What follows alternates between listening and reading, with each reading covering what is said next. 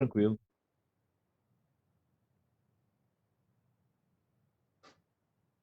Muito obrigado, Ah, Fernando, pelos conhecimentos aí. legal. Deixa eu ver. Maicon, tu me avisa a hora que eu puder. Daí.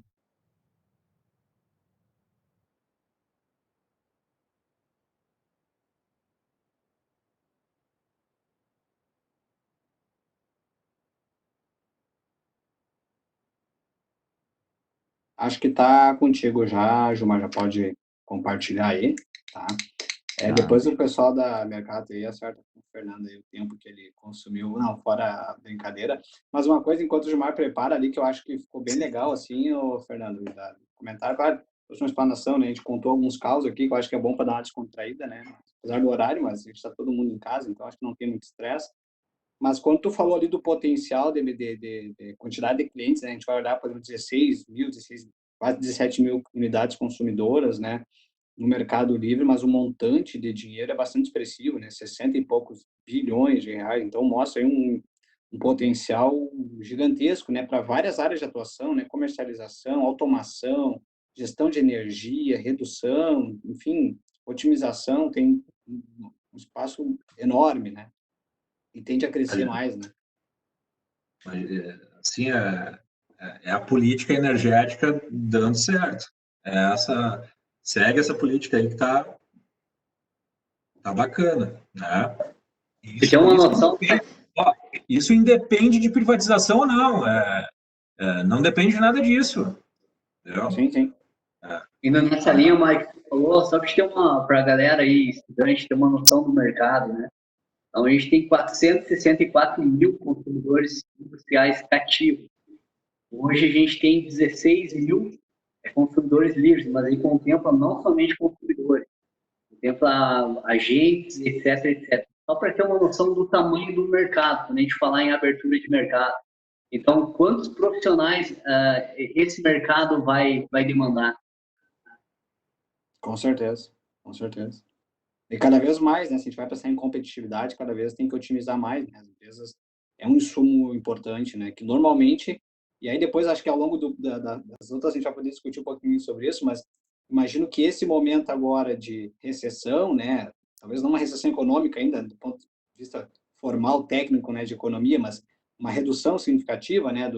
De produção, enfim, as empresas, aquelas que talvez não estavam tão preocupadas com o consumo, começam a olhar qualquer oportunidade no custo operacional, né? Então, imagino que depois você pode até comentar um pouquinho sobre isso, né? Para vocês, essa questão da energia está sendo aí um desafio, né? Mas vamos lá, Gilmar, tá?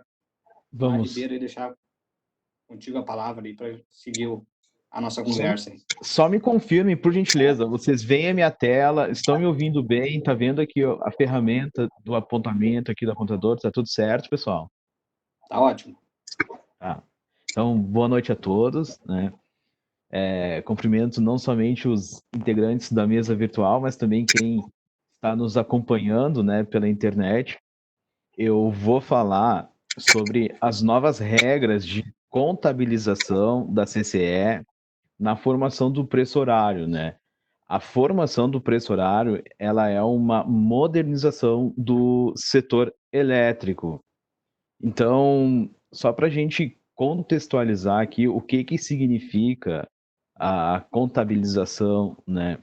A Câmara de Comercialização de Energia Elétrica, ela é uma associação que integra os agentes do setor de energia e ela é responsável por permitir operações de compra e venda de energia no mercado.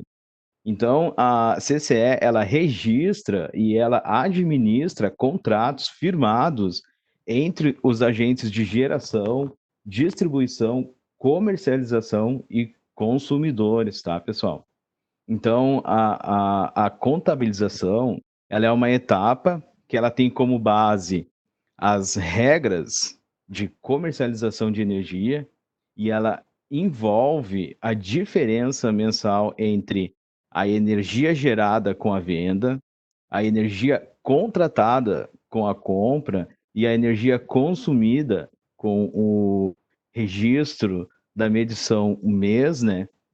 E a contabilização também, ela acontece no patamar de carga ao custo de energia, que é o que isso daqui? Isso aqui é o consumo no período do dia, né, do consumidor.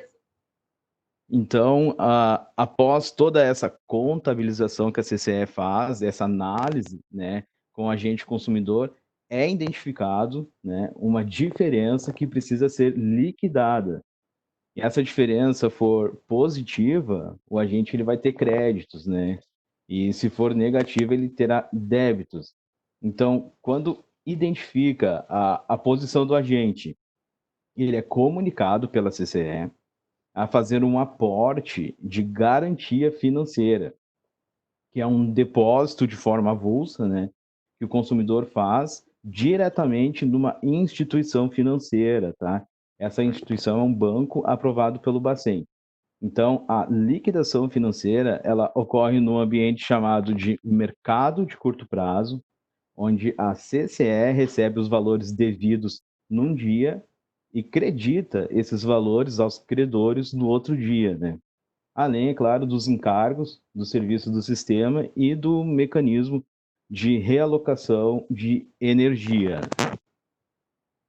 Então, como é que é feita essa liquidação financeira, né, após a contabilização da CCE? Ao identificar na análise, né, que a posição do agente consumidor é credor, né, é descontado os valores de inadimplência do mercado e a CCE acredita esses valores na conta do agente, né? Mas agora, se na análise foi identificado que ele é devedor, a CCE ela vai solicitar um aporte das garantias financeiras para que no momento que for ocorrer a liquidação no mercado de curto prazo, o agente tenha um montante disponível na sua conta, tá?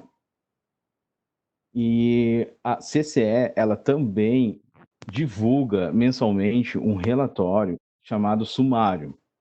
Esse relatório é disponibilizado com todas as informações do agente na operação do mês dele, tá?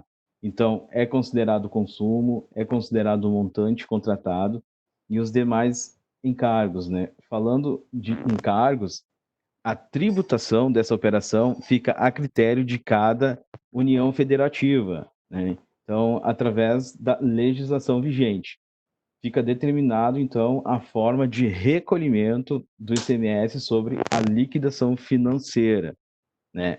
E só deixa eu tirar a tela aqui, eu acho que está me atrapalhando.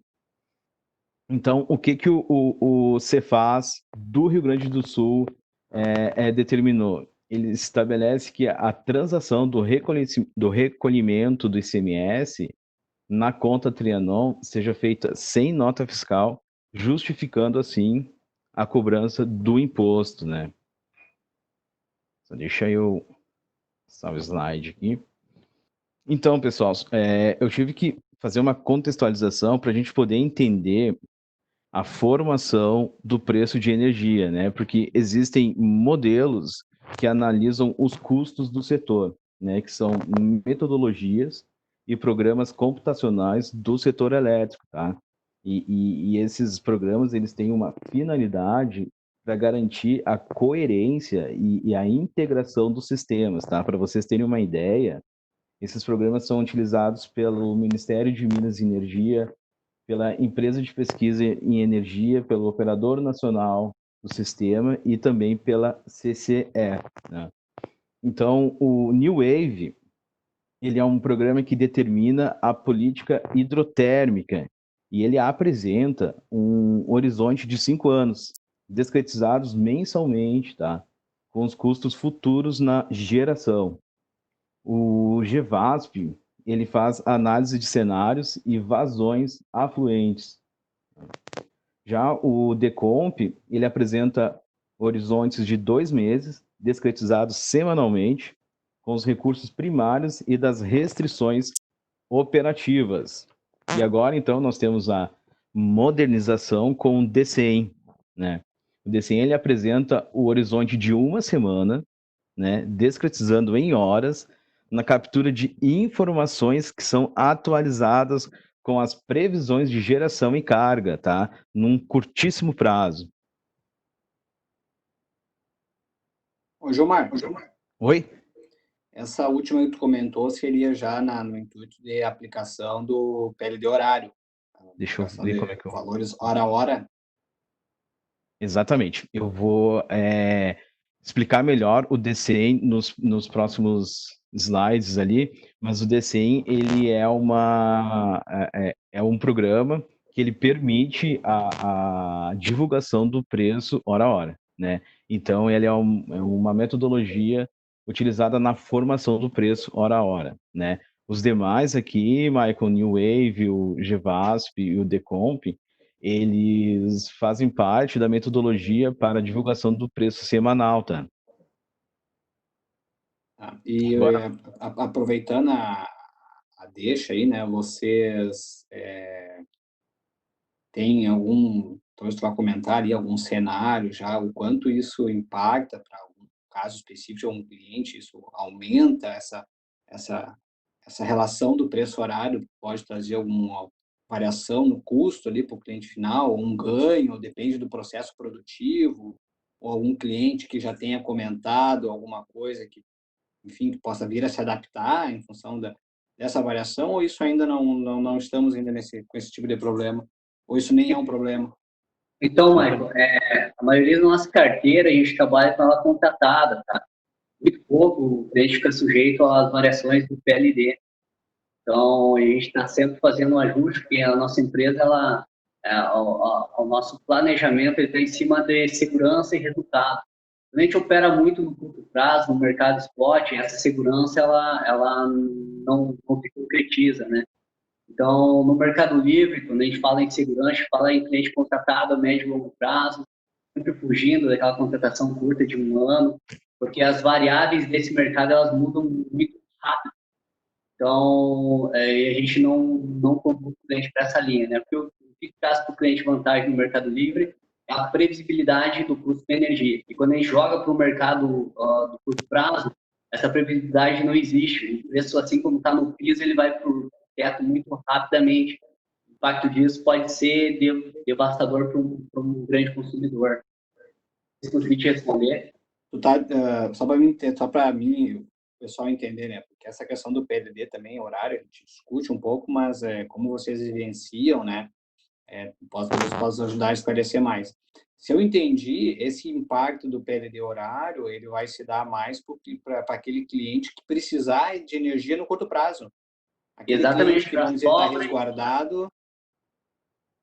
Exatamente, por exemplo, se ele sobrou energia, ele vai vender ao preço da liquidação das diferenças do mês, né? Tem a variação semanal, é feita a média, né, do mês, e é feita essa venda ou compra, né, aquisição. Então, o PLD é justamente para sobra e para falta, né, para aquisição e para venda da energia. Entendi.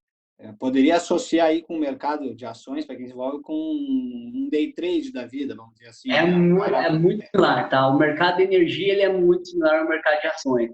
O Mercado Livre de Energia, quando fala com comercializadores, tá muito parecido. Entendi. Não, legal. show. Muito obrigado, Lucas. Respondido, Michael? Perfeito, não, perfeito. É uma dúvida aí que eu já tinha há bastante tempo. Muito bem, então. Então, dando continuidade aqui, por que está acontecendo esse aprimoramento no PLD, né? Com essa modernização para o preço horário, né? Primeiro, existe uma aversão ao risco, né? Desde 2013, a formação do preço, ela contempla uma metodologia do CVAR. O CVAR, ele é um mecanismo econômico que busca aumentar o nível de segurança do sistema da operação. E a partir de janeiro de 2020, esse ano agora, entrou em operação o VMIN-OP, que ele garante os níveis de segurança para alguns reservatórios e usinas. O objetivo do VMIN-OP é reduzir a geração térmica fora da ordem de mérito, tá? Então, o segundo motivo para o aprimoramento do PLD é devido a essa variação abrupta do PLD que o Lucas acabou de comentar, tá? Existe uma cadeia na formação do PLD que ela é feita pelo custo marginal das operações e esse custo são administrados através dos supermercados, tá? Então, atualmente, a valoração do PLD também é feita por períodos do dia, tá? São indicados patamares de carga, né? Sendo leve, médio e pesado. E estes patamares, eles sinalizam momentos onde o custo de energia é maior e também identifica aqueles momentos onde o sistema fica mais estressado devido à carga consumida. Aqui eu fiz um resumo para apresentar para vocês, né? Nessa primeira parte aqui, a gente tem o PLD semanal, que é o sistema atual, né? E com o fechamento das 4 semanas do mês, a gente vai ter a média do PLD mês, né? A modelagem, a metodologia para a formação do PLD é com o New Wave, numa análise de médio e longo prazo, e com o Decomp numa análise de curto prazo, né?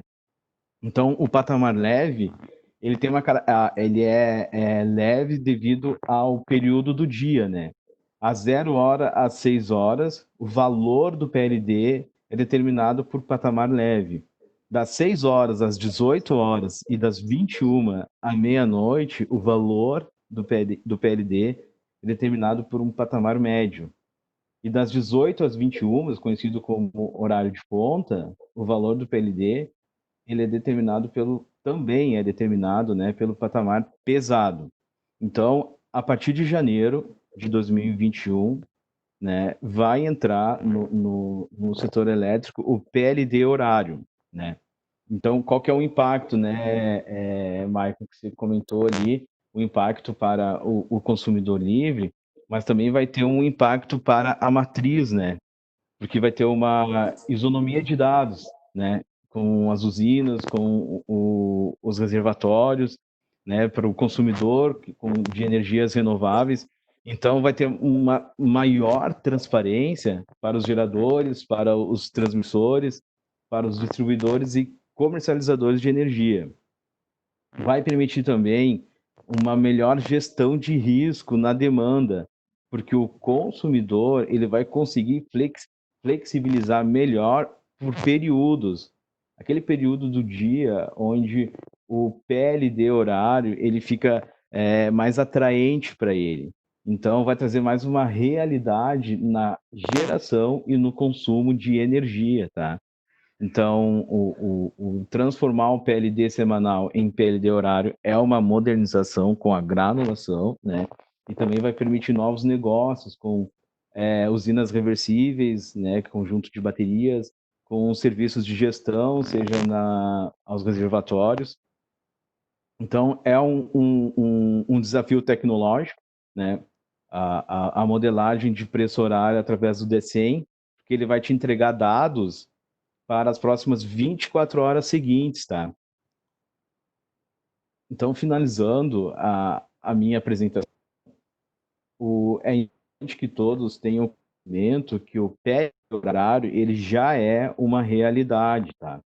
A CCE, desde 2018, ela está executando a operação Sombra com o sistema DCEM.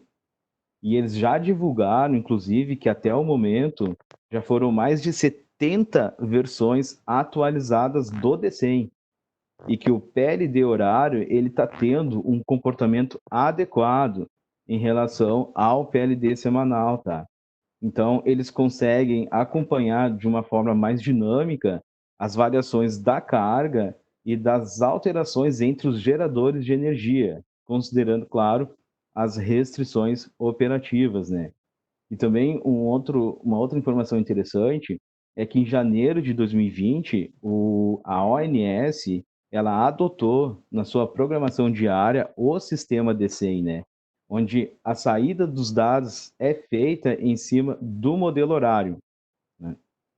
Então, quero agradecer a atenção de vocês. Eu me organizei para que eu não me estendesse muito no tempo, né? E pudesse transmitiu de uma maneira mais clara, contextualizando o que é a contabilização e a evolução, né, do preço horário dentro do setor de energia, pessoal. Fico à disposição aí. Muito obrigado.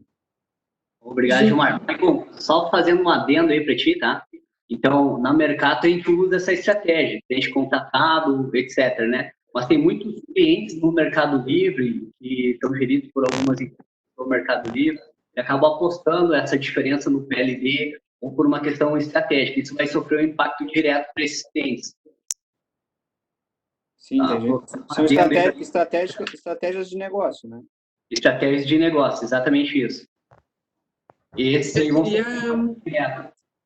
Aproveitar, eu queria agradecer a fala do Gilmar e o que me deixa bastante feliz, assim, olhando, fazendo um paralelo, né, do meio acadêmico, né, em termos de pós-graduação com o setor elétrico, a gente vem desenvolvendo já nos últimos anos bastante a questão das incertezas e da modelagem horária, né, do comportamento do sistema. Então, ver isso se refletir agora no meio é bem importante, né? Porque tem várias pesquisas, inclusive no PPGE, e isso eu incluo a minha tese de doutorado, falando sobre modelagem, comportamento, a importância de sair desses patamares, né? E de se trabalhar com dados horários e eu queria só fazer esse adendo, né? Que é bem legal ver esse paralelo entre o setor elétrico e o que a gente vê na pós-graduação. Muito obrigado.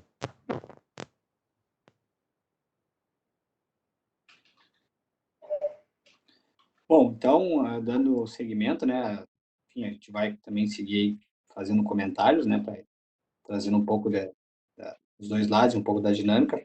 Vou passar agora para a Daiele Rena comentar sobre a questão varejista, né? Comercializador varejista.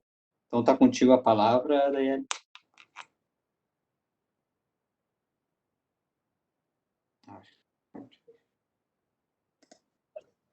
Acho que teu áudio estava fechado, Daiele. Só a gente não... A gente viu a apresentação antes, mas agora daí sumiu o compartilhamento. Tá.